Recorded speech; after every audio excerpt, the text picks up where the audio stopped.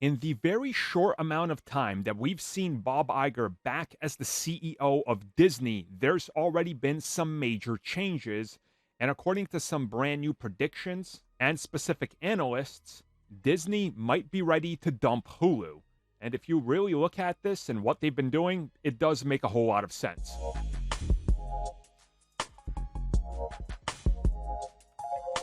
So the initial report here follows some of the news that we heard about changes being made internally within Disney. Of course, multiple streaming services, aka all of them, cutting costs and everything, and reducing the amount of productions, trying to sell IPs to rival, streaming networks and everything, just to offset some of the costs on streaming because nobody's making money on streaming. This report initially came from Lightshed, and they essentially believe that Disney is prepping for a potential sale of Hulu. And originally, Hulu was a joint effort by ABC, NBC, WB, Fox, and for those that are going to say, hey, you forgot Universal, Universal is NBC, so that kind of just gets clumped in as one. Anyways, though, Disney has sort of quickly started to control all of it, buying the rest of the assets from everybody, and they own it as a majority holder.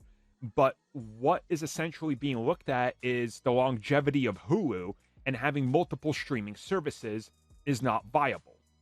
And essentially, they're looking at a potential sale, and analysts are looking at this saying that it would be smart because they're not expecting Disney Plus to be profitable until 2025.